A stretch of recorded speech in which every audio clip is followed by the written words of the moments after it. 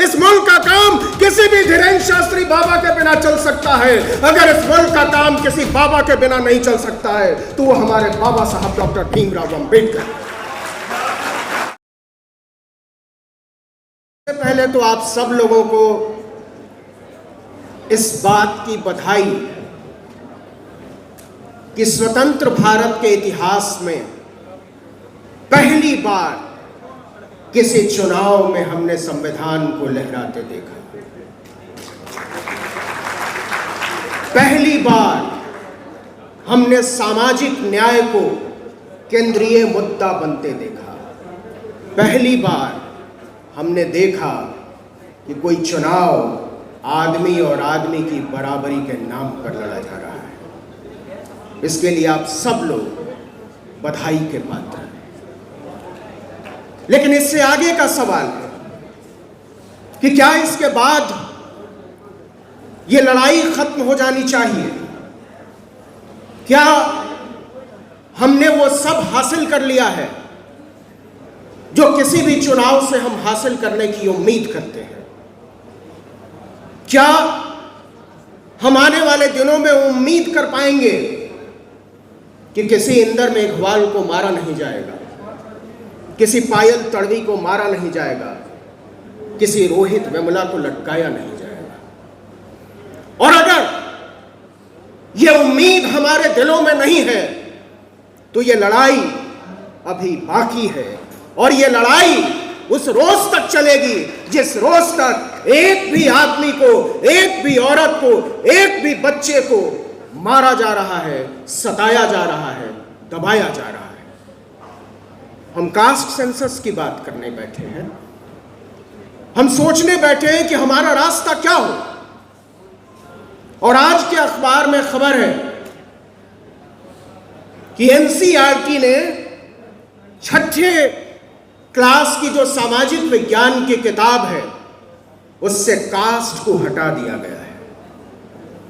बाबा साहब डॉक्टर भीमराव अंबेडकर का जातीय उत्पीड़न हुआ है, ये अब छठी क्लास के बच्चे नहीं पढ़ेंगे, नहीं पढ़ाया जाएगा। तो क्या ये अचानक हुआ? अभी जो मुजफ्फरनगर में, शामली में, सहारनपुर में, उत्तराखंड के इलाकों में जो आदेश जारी हुआ कि सबको अपने नामों की चिप्पियां चिपकानी होगी।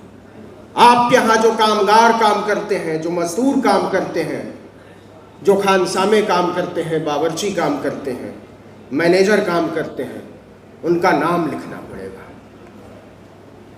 मैं सोच रहा था कि ऐसा क्यों हुआ, अचानक इसकी जरूरत क्यों पड़ी? क्या वाकई इसके पीछे मुसलमानों की पहचान कोई वजह है? यह सबसे बड़ी वजह है? क्योंकि मुसलमानों को तो वो ऐसे ही काट डाल रहे हैं, ऐसे ही मार डाल रहे हैं। इसके लिए मुसलमानों को पहचानने की जरूरत नहीं है, उनका नाम पूछने की जरूरत नहीं है। मुसलमानों ने इस मुल्क में कभी भी अपनी पहचान नहीं छुपाई, अपना नाम नहीं छुपाया, अपनी उपासना पद्धति नहीं छुपाई। तो फिर वो किसकी पहचान करना चाहते हैं? किसका नाम जानना चाहते हैं? किसका गोत्र जानना चाहते हैं? और मैं आपको चेतावनी देना चाहता हूं कि अगर आप सोच रहे हो कि मुसलमानों की पहचान के नाम पर जो लोग पीछे छुपे हुए हैं वो बचे रह जाएंगे, तो गलत सोच रहे हो। कल को वो दलितों से, पिछड़ों से, आदिवासियों से कहेंगे अपने माथे पर तुम्हें अपनी जात का नाम चिपकाना पड़ेगा।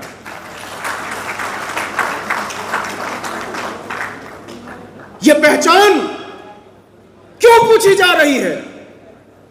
क्यों पूछा जा रहा है कि आपको अपना कौम बताना पड़ेगा, अपना नाम बताना पड़ेगा, अपना ईमान बताना पड़ेगा?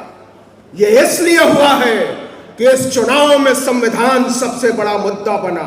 यह इसलिए हुआ है कि कास्ट सेंसस को, जातीय जनगणना को आपकी 7 पुश्तें अब टाल नहीं सकती है। इसलिए वो पिछले दरवाजे से, चोर दरवाजे से जानना चाहते हैं उन तमाम लोगों के नाम, उन तमाम लोगों की पहचान जो संविधान के हक में खड़े हैं, जो बराबरी के हक में खड़े हैं, जो समता, न्याय और बंधुत्व के सिद्धांत के हक में खड़े हैं। और इसलिए मैं आपको बताना चाहता हूं कि लड़ाई को थोड़ा और बड़ा किया जाए, अपने दिलों को थोड़ा और बड़ा किया जाए। और इसलिए बड़ा किया जाए कि परिवार जितना बड़ा होता है उतना मजबूत होता है, उतना ताकतवर होता है, उसकी हैसियत उतनी बड़ी होती है। तो छोटे छोटे खित्तों में बंट के हम कोई भी बड़ी लड़ाई को किसी लॉजिकल कंक्लूजन तक, किसी तार्किक अंजाम तक नहीं पहुंचा पाएंगे। अगर हम सोचते हैं कि बाबा साहब को हम रख लेते हैं, सरदार पटेल को आप रख लो, संतराम बीए प्रजापति को वो रख लें, तो ये लड़ाई किसी मुकम्मल अंजाम तक पहुंचने वाली नहीं है मेरे दोस्त। इसलिए जरूरी है कि जरा अपनी खिड़कियां खोलें, अपने दरवाजे खोलें और उन सबसे ज्यादा अपनी नजर, अपना नजरिया, अपना दिल खोलें। जरा सोच कर देखिए कि जिनको इस्लाम के नाम पर, मुसलमान के नाम पर जिनका शिकार किया जा रहा है, वो कौन लोग हैं? वो हमारी और आपकी तरह के लोग हैं, हमारे और आपके बीच से आए हुए लोग हैं। कोई दर्जी का काम करता है, कोई मोची का काम करता है, कोई खेतों में पानी पटाने का काम करता है, कोई चूहा मारकर खाता है। उनको अपने साथ जोड़ने की जरूरत है। और मैं जो खतरा महसूस कर रहा हूं, यह बात सच है कि यह चुनाव संविधान की तरफ मुड़ा, यह बात सच है कि यह चुनाव समता, न्याय, बराबरी, बंधुत्व की तरफ मुड़ा। लेकिन इस चुनाव में जो मैं खतरा देख पा रहा हूं, उस खतरे से आपको वाकिफ कराना चाहता हूं। जिस तरीके से, क्योंकि हम रिप्रेजेंटेशन की बात करने के लिए बैठे हैं, हम प्रतिनिधित्व की बात करने के लिए बैठे हैं, तो आप गौर कीजिए जिस तरीके से उत्तर प्रदेश से, जिस तरीके से बिहार से, यहां तक कि पश्चिम बंगाल से, तमिलनाडु से मुसलमानों के प्रतिनिधित्व को मिटाने की कोशिश की गई है, ये बहुत खतरनाक संकेत है।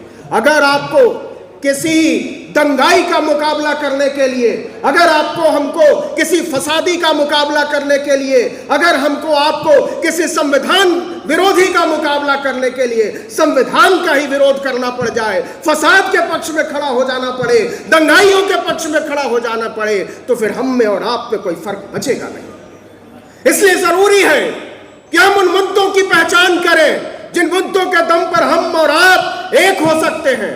हम उन लोगों की पहचान करें जिनके साथ ये लड़ाई बड़ी हो सकती है। इस संसद में और लोगों की जरूरत है, और वो लोग कौन होंगे ये हम और आप मिलकर तय करें कि विधानसभाओं में बैठने वाले लोग कौन होंगे।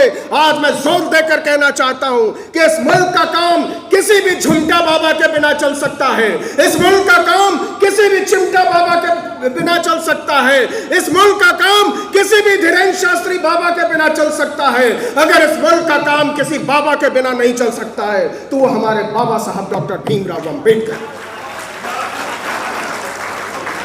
मैं आपको बताना चाहता हूं कि इस मुल्क से तमाम बाबाओं का नामो निशान मिटाने की जरूरत है। वो बाबा जो संविधान की शपथ लेकर हमारी छातियों को रौंद रहा है, वो बाबा जो हमारे मकानों को रौंद रहा है, वो बाबा जो हमारे सपनों को रौंद रहा है, उन बाबाओं को सबक सिखाने की जरूरत है।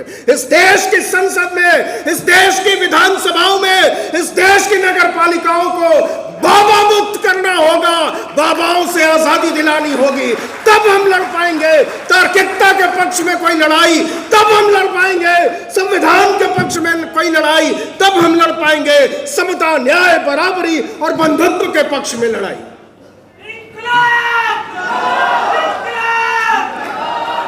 लड़ाइयां ऐसे नहीं लड़ी जाती।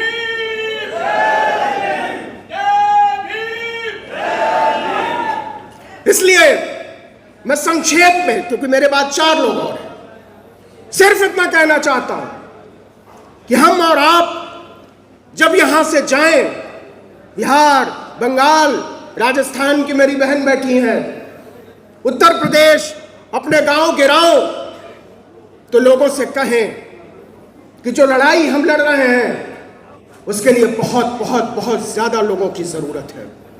क्योंकि इस देश में, और इस देश में ही नहीं, पूरी दुनिया का इतिहास उठाकर पढ़ लीजिए, पूरी दुनिया में कभी भी सताए हुए लोगों का इतिहास नहीं लिखा गया। पूरी दुनिया में कभी कालों का इतिहास नहीं लिखा गया। पूरी दुनिया में कभी दलितों, पिछड़ों, आदिवासियों का इतिहास नहीं लिखा गया। पूरी दुनिया का इतिहास बर्बरताना शाहों का इतिहास है, आक्रमणकारियों का इतिहास है, लुटेरों का इतिहास है, विजेताओं का इतिहास है। लेकिन जिस दिन से हमने तय किया कि हम भी अपना इतिहास लिखेंगे, हम भी अपने पुरखों की गाथाएं लिखेंगे, उस दिन से हलचल तेज हो गई है। उस दिन से हमको और आपको सबक सिखाने की तैयारी हो रही है। और आप लिख लीजिए, केवल 24 घंटे पुरानी बात है कि इस देश के सरकारी कर्मचारियों पर आरएसएस में शामिल होने की जो पाबंदी थी वो किस लिए उठाई गई है। यह कोई साधारण बात नहीं है, ये रातों रात नहीं है। यह संविधान के हमलावरों को अपने काम में जुट जाने की मुनादी है। अगर हम और आप इसको समझ नहीं पा रहे हैं, अगर हम और आप इसके खतरों को नहीं समझ पा रहे हैं और नहीं जान पा रहे हैं कि अगला निशाना कहां होगा, तो शायद बहुत भोले हैं। जरा सोच कर देखिए, नीट का घोटाला, यूपीएससी का घोटाला, यूजीसी नेट का घोटाला, सीएसआईआर नेट का घोटाला, किसके लिए?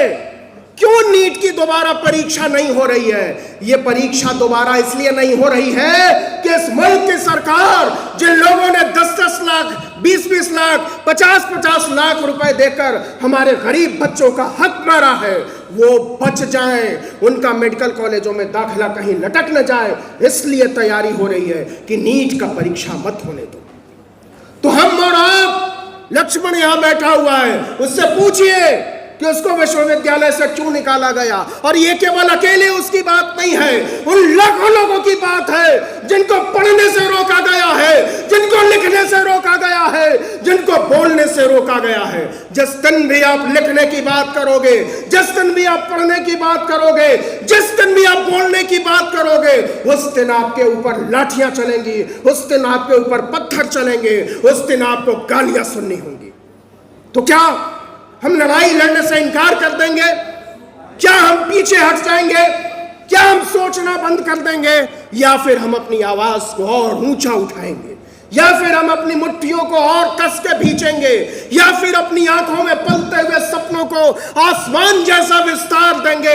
यह तय करो मेरे दोस्तों, मेरी माओ, मेरी बहनों, मेरे बुजुर्गों, मेरे साथियों, यही तय करो। और इसी वक्त तय करो कि यहां से जब उठकर जाओगे तो तुम्हारे लिए लड़ाई के हजारों मोर्चे खुलते हैं कि नहीं। यही तय करो कि जब अपने दोस्तों से मिलोगे, जब अपने साथियों से मिलोगे, जब अपने रिश्तेदारों से मिलोगे, तो बताओ कि नहीं कि हमने जो 2 रुपए, 4 रुपए, 10 रुपए, 20 रुपए देकर इस देश के नामी विश्वविद्यालयों में पढ़ाई कर ली, उन विश्वविद्यालयों पर ताला लटकाने की तैयारी क्यों है? क्यों बदनाम किया जा रहा है जेएनयू को? क्यों बंद किया जा रहा है जामिया यूनिवर्सिटी को? क्यों अलीगढ़ मुस्लिम यूनिवर्सिटी को बदनाम किया जा रहा है? इसलिए कि इन विश्वविद्यालयों में पढ़ने वाले गरीब, इन विश्वविद्यालयों में पढ़ने वाले दलित, पिछड़े, पसमानदा आपसे बराबरी के कुर्सी पर बैठकर बराबरी का हक न मांगने लगे। इसलिए इस देश के तमाम शानदार विश्वविद्यालयों पर ताला लगाने की जिम्मेदारी है। एक लड़ाई जो मुकम्मल तौर पर लड़ी जानी चाहिए, वो सिर्फ मुकम्मल तौर पर लड़ी जा सकती है। ये लड़ाई हमारी लड़ाई नहीं है अकेले की। ये लड़ाई आप जो बैठे हुए हैं, केवल आपकी भी लड़ाई नहीं है। ये लड़ाई जो इस हॉल के चारों तरफ खड़े लोग हैं, उनकी भी लड़ाई नहीं है। ये लड़ाई हमारी आने वाली नस्लों की लड़ाई है। ये लड़ाई हमको जीतनी पड़ेगी, अपने आप को मिटाकर भी जीतनी पड़ेगी। हमारे पास विकल्प नहीं है, हमारे पास कोई दूसरा रास्ता नहीं है कि हम लड़ें। और इसलिए मैं आपको ताकत देने आया हूं और आपसे ताकत लेने आया हूं कि इस लड़ाई के तसव्वुर तय किए जाए, इन हौसलों की उड़ान तय की जाए, अपने सपनों का आसमान तय किया जाए और हम मिलजुल कर उन दंगाइयों को पहचाने जो असल में नाम तो दूसरे लोगों का लेते हैं, लेकिन उनके निशाने पर एक बड़ा तबका है। इस देश में दलितों को, पिछड़ों को, आदिवासियों को, पसमानदा को किनारे करके जो राजनीति रचने की कोशिश की जा रही है, उस राजनीति को उखाड़ फेंकने की जिम्मेदारी आप में से हर एक के कंधे पर है। और इसलिए आखिर में मैं केवल इतना कहना चाहता हूं कि करा के दंगा जला के बस्ती, करा के दंगा जला के बस्ती, मुआवजा बांटता है जो अब, करा के दंगा जला के बस्ती, मुआवजा बांटता है जो अब, उठो कि मिलजुल करके हमको है उसका खाना खराब करेगा। जय भीम, इनकलाब जिंदाबाद, जय संविधान, जय